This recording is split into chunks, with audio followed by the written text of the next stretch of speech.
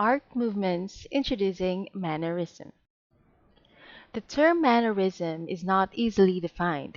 It has been used to designate art that is overtly artificial, often ambiguous, and conspicuously sophisticated.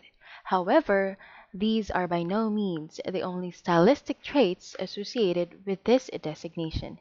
Mannerist imagery frequently pushes the boundaries of fantasy and imagination, with artists looking to art rather than nature. Mannerism is therefore a confusing term, subject to radically different interpretation. When the term was first widely used in the 17th century, it was intended as a pejorative label. It was used to negatively characterize Italian Renaissance art created between 1520 and 1600 that was seen by these later audiences as overly stylized and tasteless, a debased departure from the classicism of Raphael in the High Renaissance. So let us define what is really Mannerism. The term here is applied to the style that flourished in the 16th century between the High Renaissance and the Baroque. It has been seen as both a rejection and a refinement of the ideals of the High Renaissance, and the label derives from the word maniera, meaning style or stylishness, which Giorgio Vasari used at the time to describe the sophisticated grace of contemporary art. Mannerism emerged from the High Renaissance art of Michelangelo and Raphael, and like these great masters, Mannerist painters drew their inspiration ultimately from classical art. And Mannerists also typically painted figures using contorted or twisting poses and foreshortening, a technique for achieving the illusion of forms projecting into space. And in many Mannerist paintings, proportions appear stretched so that figures have elongated torsos, necks, or other features, and the illusion of space is unrealistic. Mannerists felt free to experiment with traditional subjects from the Bible or mythology. Mannerism, too, was a reaction to social, political, and religious upheaval. The art of the period became violent, excitable, unnerving, often with a nightmarish conflicting style, a huge step away from the harmony of High Renaissance. The style subjects include religious scenes viewed from an unusual aspect, portraits whose sitters wear unexpected expressions, and mythological or allegorical scenes, often characterized by a sinister form of symbolism. So I'm going to show you a few examples of Mannerist art. Here is the first example entitled The Deposition of Christ. This achingly beautiful image of the crucified body of Christ being borne away from his mother marks a radical departure from the serene equilibrium of High Renaissance painting. Although the painting is often known as the entombment, there is no tomb visible. Pontormo paints a moment never previously depicted, when Christ's body is lifted away from his mother, who swoons with grief. Her empty lap is at the center of the fluid, deliberately unstable composition, doing away with the logical, mathematical, perspective, and subtly shaded modeling of his High Renaissance masters. Pontormo presses his figures into a harshly lit, crumpled, unmeasurable space.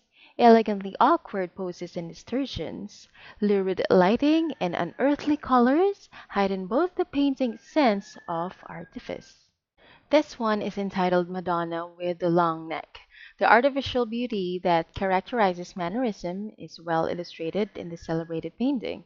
The Madonna's elongated neck echoes the column behind her, while her body twists into a sinuous serpentine curve.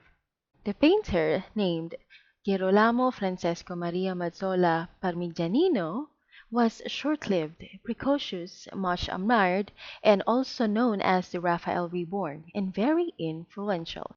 Notice the recurrent bizarre, elongated human figures, their impossibly long necks, and knowing looks, especially in his late work, which was considered very beautiful at that time. Look for the distorted and convoluted perspectives and variety of scales. His style was the epitome of a mannerism. His drawings are full of energy, movement, and light, and he loved drawing as an activity for his own sake as well as a tool. In this slide, we have Ludovico Caponi. This stylish court portrait has the detached refinement and polished precision that characterizes Bronzino's mannerism. In a typically clever conceit, Caponi's elegant right hand partially conceals a cameo, with an inscription that may allude to his forbidden love. Alright, so let's proceed to the next art movement named Baroque. Actually, three styles successively dominated European art in the 17th and 18th centuries, namely Baroque, Rococo, and Neoclassicism. These styles often merged or overlapped, and the pattern of development varied from country to country. But in very broad terms, Baroque flourished throughout the 17th century, Rococo in the first half of the 18th century, and Neoclassicism in the second half.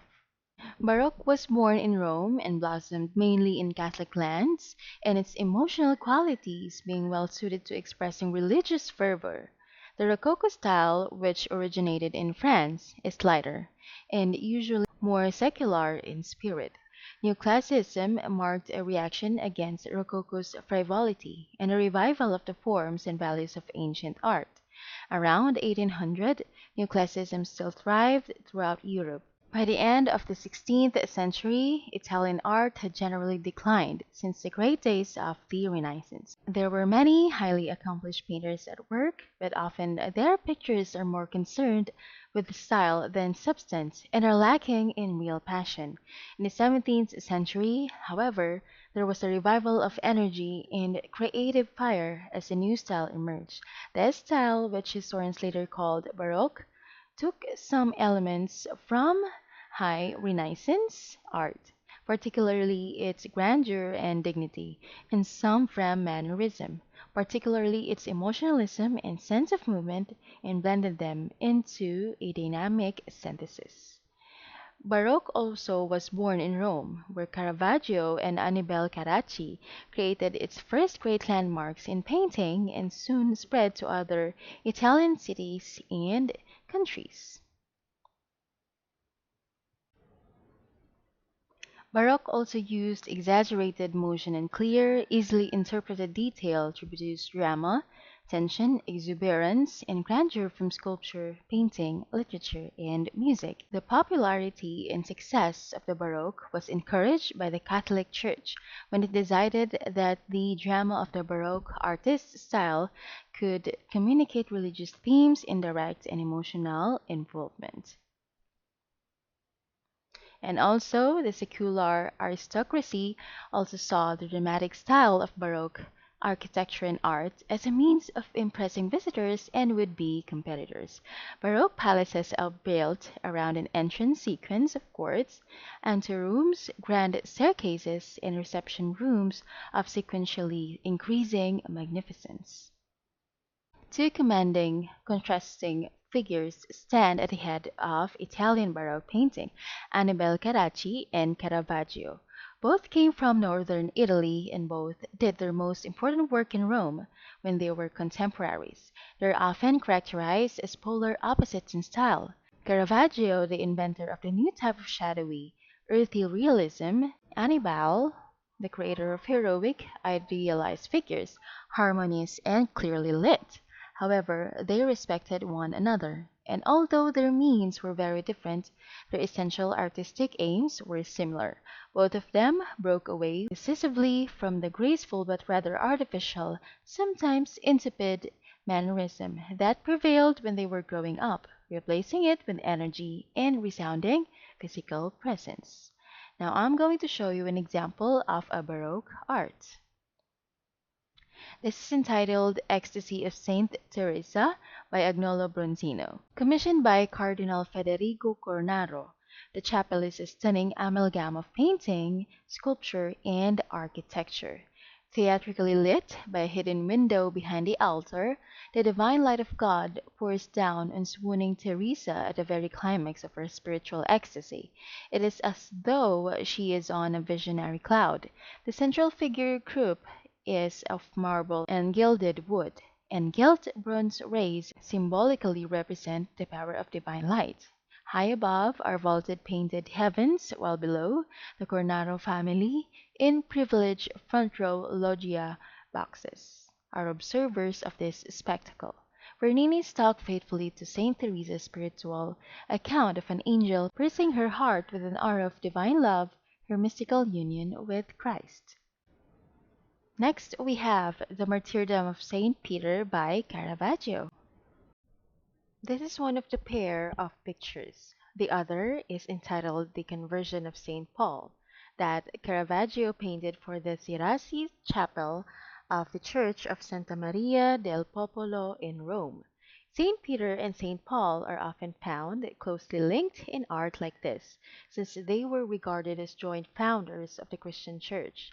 This was one of the first public commissions in which Caravaggio showed his revolutionary style, based not on well-worn conventions but on observation of the ordinary people he saw in the world around him. Such realism was one trademark of his work, and another was the use of strong contrasts of light and shade to produce intensely dramatic effects.